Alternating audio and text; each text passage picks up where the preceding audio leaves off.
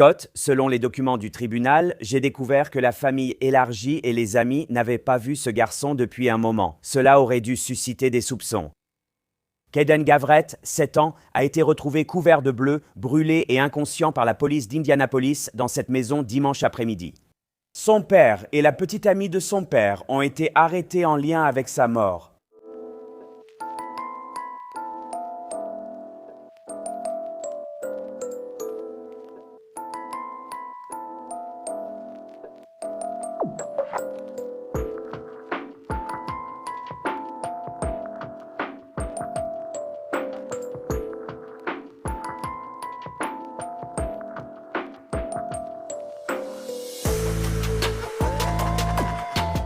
Bienvenue ou re-bienvenue et merci d'être ici. Je suis Cassie et voici A Wicked World. L'histoire que je vais vous raconter s'est déroulée récemment en Indiana. Bien qu'aucune accusation de meurtre n'ait encore été déposée en lien avec la mort de ce petit garçon, laissez-moi vous dire qu'il le faudrait absolument. Ceci est l'histoire de Caden Gavrett.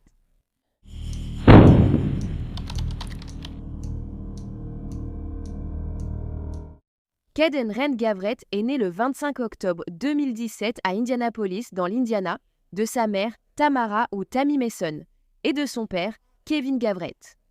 Dès ses premiers jours, il était évident que Caden avait une capacité remarquable à faire sourire les personnes autour de lui. On disait que le petit garçon était intelligent, curieux, empathique et attentionné. Il était un véritable admirateur de super-héros et adorait jouer à des jeux vidéo avec ses personnages préférés. Maintenant, la mère de Caden, Tammy, qui était, selon les dires, adorée par son fils, était décédée d'une overdose de drogue en mai 2022. Après cela, Caden a été placé sous la garde exclusive de son père, qui a alors commencé à empêcher activement Caden de voir le reste de sa famille, en particulier du côté de sa mère.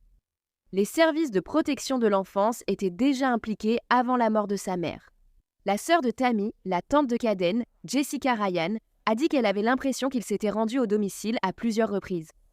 Il ne s'est pas passé beaucoup de temps après la mort de Tammy avant que le père de Caden, Kevin, ne commence à sortir avec une nouvelle femme, Julia Sizemore, puis à vivre avec elle. Le couple a rapidement eu 2 filles ensemble, puis Julia est tombée enceinte de leur 3e enfant. On disait que leur relation était très instable, mais Julia vivait quand même avec Kevin la plupart du temps. Elle s'occupait aussi de Caden pendant la journée pendant que Kevin était au travail, car apparemment le petit garçon était instruit à domicile. À 15h42 le 22 décembre 2024, soit seulement 3 jours avant Noël, la police a été appelée dans le secteur des numéros 1300 de South Pershing Avenue à Indianapolis, dans l'Indiana. Lorsque les agents sont arrivés, ils ont frappé à la porte mais sont restés debout là pendant près de 2 minutes avant que Kevin ne réponde et ne les laisse entrer, disant qu'ils avaient besoin d'aide rapidement. Les autorités ont alors trouvé Caden, inconscient, allongé sur le sol de la chambre, sur son sac de couchage bloué. Les seules autres choses qui ont été trouvées dans cette pièce étaient un petit canapé, un cadre de futon et une cage pour chien. Et seulement quelques minutes après leur arrivée, les ambulanciers ont déclaré Kevin Gavrett, âgé de 7 ans, mort sur les lieux. Selon le père du garçon, Kevin, Caden n'avait aucun problème de santé, et la dernière fois qu'il l'avait vu, c'était vers 21 ou 22 heures la veille au soir, lorsqu'il était rentré du travail. Il a affirmé qu'environ 30 à 45 minutes avant d'appeler la police, il avait frappé à la porte de Caden et avait trouvé son fils inconscient. La question est donc, pourquoi avait-il tant tardé à appeler les autorités ? Les premiers intervenants avaient presque immédiatement remarqué que Caden avait de multiples ecchymoses, lacérations, croûtes et ce qui semblait être de petites marques de brûlure sur le visage et le corps. Il semblait également extrêmement mal nourri et gravement en sous-poids. On constaterait une rigidité cadavérique à la tête et à la mâchoire, mais pas ailleurs. Ensuite, un médecin légiste découvrirait plus tard des ecchymoses au ventre, les jambes et les pieds du garçon. Caden avait également de multiples égratignures, coupures et abrasions sur tout le corps, de différentes longueurs et profondeurs. Sa famille dira plus tard que ces blessures étaient si graves que le directeur des pompes funèbres a suggéré que le petit garçon porte des vêtements à manches longues. Pendant que la police était encore sur les lieux, la sœur de Kevin est arrivée à la maison et leur a dit que Kevin avait coupé tout contact entre elle et Caden il y a des années et qu'elle n'avait pas revu le garçon depuis. Elle n'avait jamais rencontré Julia Sizemore, la petite amie de Kevin avec qui il rompait et se remettait régulièrement, mais lui avait quand même envoyé un message pour expliquer ce qui était arrivé à Caden. Julia, cependant, n'irait savoir quoi que ce soit sur la façon dont le garçon était mort. Kevin Gavrett, le père de Caden, serait amené pour être interrogé. Lors de l'interrogatoire, il dira aux enquêteurs qu'il venait de commencer un nouvel emploi. Par conséquent, il était absent la veille, travaillant un service de 12 heures. Kevin a ensuite expliqué aux autorités qu'après son travail, il est rentré chez lui vers 22 heures. Il est resté éveillé jusqu'à 4 ou 5 heures du matin à jouer aux jeux vidéo. Il ne s'est pas réveillé avant environ 14h30 l'après-midi du 22 décembre, et à son réveil, il a frappé à la porte de Caden pour le réveiller et lui demander d'aller prendre une douche. Cependant, après n'avoir reçu aucune réponse, il a déclaré aux autorités qu'il était allé dans sa propre chambre pour se changer et fumer une cigarette. Il est revenu dans la chambre de Caden environ 1 heure plus tard et l'a trouvé allongé sur son sac de couchage, sans réaction. Par ailleurs, selon le père, le garçon n'avait pas consulté de médecin depuis environ 2 ans. Et à ce moment-là, Caden pesait près de 23 kilos. Il a ensuite admis à la police que quelques jours avant la mort du garçon, il ne pesait plus qu'environ 14 kilos. Dans une piètre tentative d'expliquer la perte de poids du garçon, Kevin a déclaré aux enquêteurs que Caden avait en fait été malade pendant environ 1 mois auparavant, affirmant qu'il ne voulait ni manger ni boire quoi que ce soit. Il a affirmé avoir dû le nourrir de force lui-même, juste pour qu'il avale quelque chose. Mais même s'il a dit que Caden avait été malade pendant 1 mois, Kevin a aussi déclaré qu'environ 3 semaines auparavant, Caden avait commencé à sérieusement mal se comporter. Et il pensait que Caden avait en fait bu des produits chimiques, car le père avait remarqué que les bouteilles se vidaient lentement. Bien que Kevin ait dit qu'il n'avait jamais réellement vu son fils en boire. Puis, lorsque Kevin a vu des photos du corps de Caden prises sur les lieux, il a affirmé que c'était en fait Caden lui-même qui s'était infligé les ecchymoses et les marques sur son corps. Il a dit que ces dernières semaines, il faisait de grosses crises de colère et se jetait violemment par terre. Mais gardez à l'esprit qu'il était malade et ne mangeait rien. Alors, comment aurait-il pu avoir l'énergie de faire toutes ces crises comme Kevin l'a prétendu? Selon Kevin, il avait prévu d'emmener son fils à l'hôpital, mais finalement, il avait trop peur de ce que le personnel médical penserait. Donc, au final, il ne l'a tout simplement pas fait. Kevin a également déclaré aux autorités que parfois, il infligeait des corrections à son fils comme forme de punition. Lorsqu'on l'a interrogé sur les brûlures trouvées sur Caden, Kevin a dit qu'il pensait que c'était parce que Caden dormait près des bouches de chauffage. Mais le médecin légiste a dit aux enquêteurs que le chauffage aurait pu causer certaines des blessures. Peut-être, mais pas toutes. Ensuite, quand Kevin a été interrogé sur la cage pour chiens trouvée dans la chambre de Caden, il a expliqué qu'ils avaient eu des chiots quelques mois plus tôt. Sa petite amie, Julia Sizemore, a été arrêtée le même jour après avoir été retrouvée dans un hôtel de long séjour près de l'aéroport international d'Indianapolis. Julia a déclaré avoir emménagé dans la maison de l'avenue Pershing il y a environ 7 mois. Selon elle, elle avait emmené ses filles et avait déménagé tout récemment parce que Caden se comportait de façon étrange avec les filles. Julia a dit que parfois elle séjournait à l'hôtel avec ses frères, mais qu'elle retournait ensuite rendre visite à Caden et Kevin le week-end et parfois pendant la semaine. Au début, Julia a dit que la dernière fois qu'elle avait vu Caden, c'était environ 1 semaine plus tôt, quand elle s'occupait de lui et il semblait aller bien. Elle a ensuite reconnu que la dernière fois qu'elle avait vu le garçon était le 21 décembre après y avoir passé la nuit. Julia a poursuivi en disant aux enquêteurs qu'elle avait prévu de chercher de l'aide pour Caden, mais pas parce qu'il perdait beaucoup de poids, mais parce qu'elle pensait que le garçon de 7 ans avait une maladie mentale ou au moins un TDAH, car il ne pouvait jamais rester en place. Il a 7 ans, peut-être que c'est pour ça. Selon elle, Caden était un enfant très hyperactif, mais il était heureux et affectueux quand il le voulait. Elle a également dit à la police qu'il n'aimait pas prendre de douche et ne mangeait pas de nourriture. Il ne buvait que des liquides. Elle a affirmé que c'était en fait elle qui avait emmené Caden à son dernier rendez-vous chez le médecin, qui selon elle remontait à 1 an et demi. Et à ce moment-là, il pesait 20 kilos. Ensuite, lorsque Julia a vu les photos du corps émacié de Caden qui avaient été prises en pas sur les lieux, elle a dit qu'elle avait dit à Kevin de l'emmener à l'hôpital, mais que le père avait refusé. Elle a également déclaré qu'elle n'avait jamais vu Kevin frapper Caden, mais qu'elle avait vu le petit garçon faire plusieurs crises de colère où il se jetait par terre et que cela avait entraîné bon nombre de ses blessures. Ces enfoirés rejettent toujours la faute sur l'enfant. Lorsque la police a demandé à Julia pourquoi elle n'avait jamais emmené Caden à l'hôpital, elle a répondu que même si elle avait exprimé ses inquiétudes, elle ne voulait pas se mêler des affaires personnelles de Kevin. Eh bien, maintenant ça te concerne aussi. Lorsqu'on lui a demandé si elle emmènerait ses filles à l'hôpital si elles étaient dans le même état que Caden, elle a répondu que oui, bien sûr.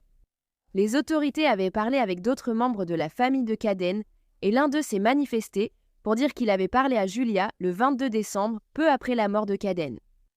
Au cours de cette conversation, Julia leur avait dit que la veille, Caden avait bu des produits chimiques.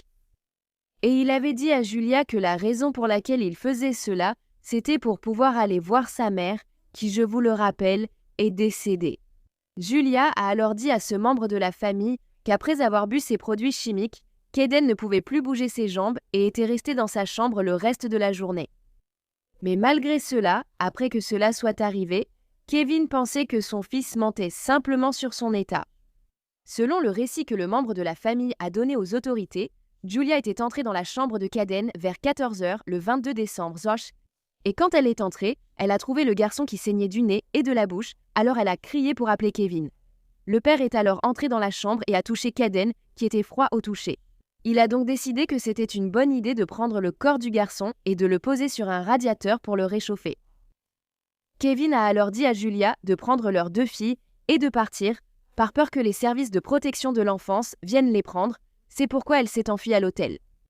Le père de Caden, Kevin Gavret, âgé de 26 ans, et sa petite amie de 20 ans, Julia Sizemore, ont tous deux été inculpés de négligence ayant entraîné la mort, de séquestration, de coups et blessures, et de 3 chefs de négligence envers une personne à charge.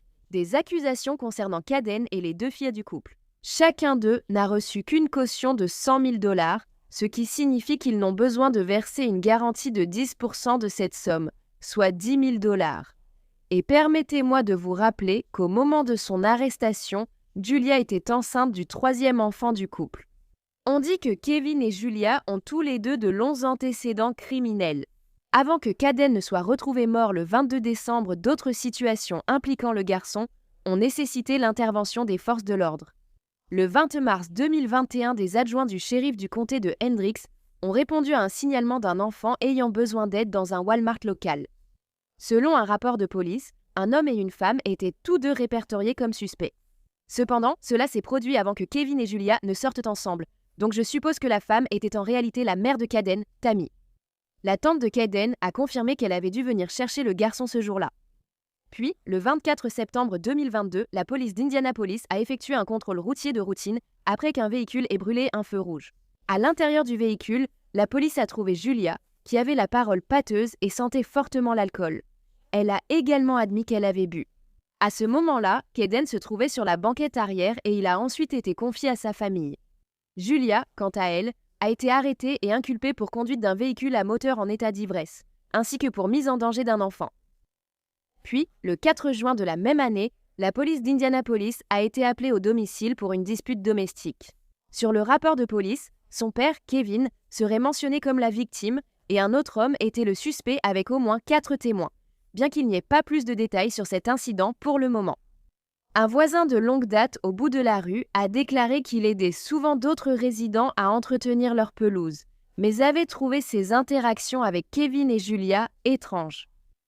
D'autres voisins affirment que le couple restait à l'écart et qu'il ne les voyait dehors que rarement, parfois promenant un chien. En fait, ils n'avaient même aucune idée qu'ils avaient un petit garçon sous leur garde. Comme vous pouvez le voir sur les photos, l'extérieur de la maison était aussi dans un état absolument désastreux.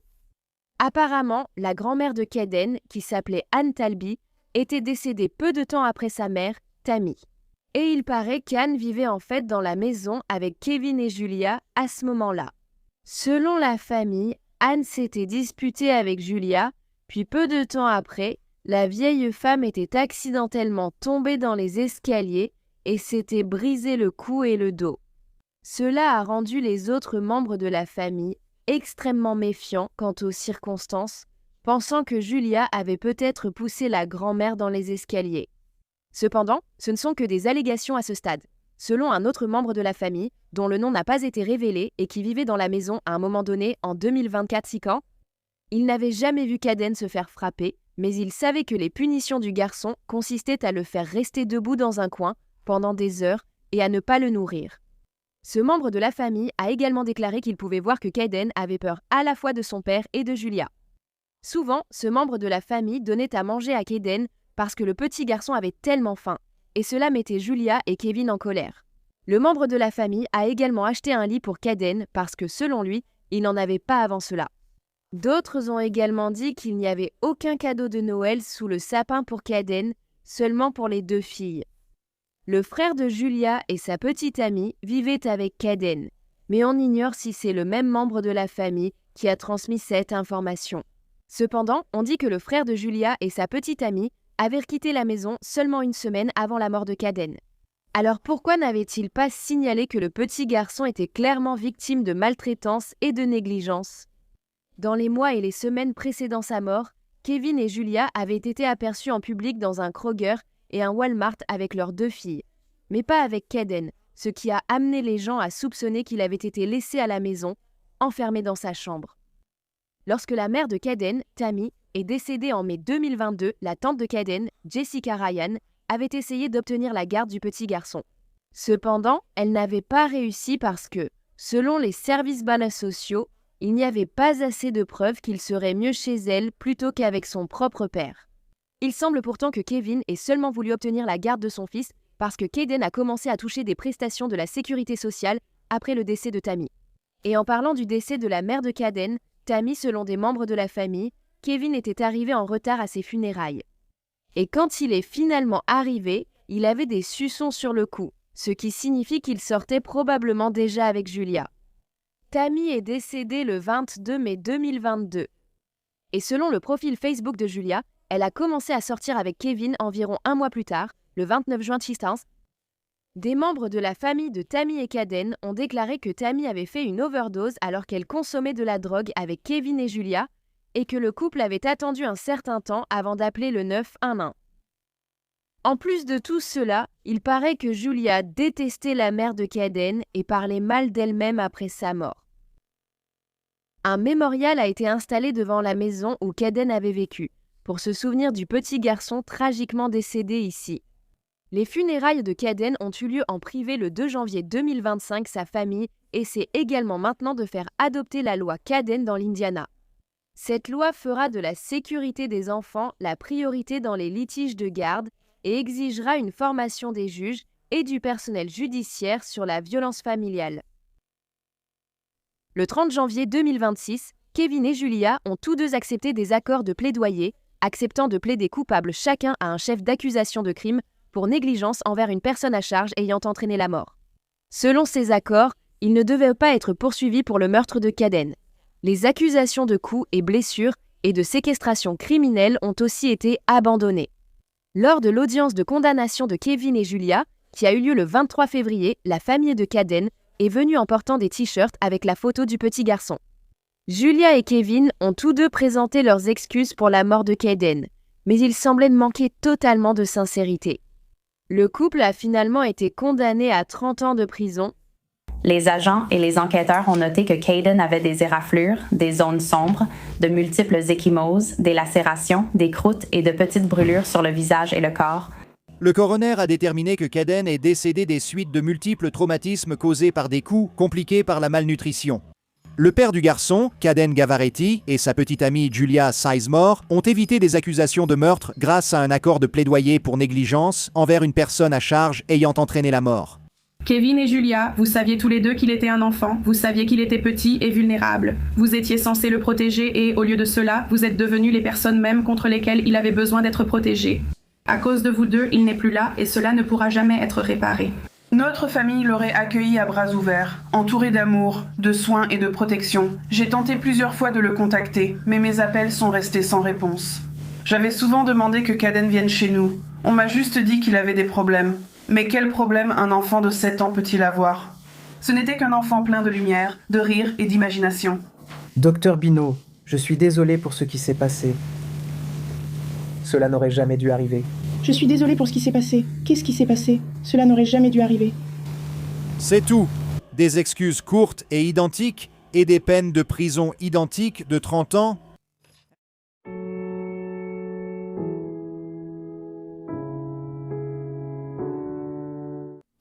Alors si tu aimes les histoires criminelles et que tu veux les entendre racontées par moi, n'oublie pas d'appuyer sur le bouton s'abonner ci-dessous. Et active aussi les notifications pour savoir quand je publie une nouvelle vidéo, ce qui arrive au moins 3 fois par semaine. Merci d'avoir regardé à Wicked World. À la prochaine. Prenez soin de vous. Salut! Merci à tous les mécènes d'A Wicked World. Maintenant, il y a encore plus de contenu d'A Wicked World sur Patreon. Alors allez voir sur patreon.com/awickedworld ou utilisez l'application Patreon. Vous accéderez chaque mois à des vidéos exclusives et plus encore. Tout soutien aide vraiment à s'assurer que les victimes ne soient jamais oubliées et à mettre en lumière les failles de la société liées à chaque affaire. Avez-vous une suggestion d'histoire que vous aimeriez que je traite? Si oui, envoyez-moi un email à awickedworldtruecrime@gmail.com.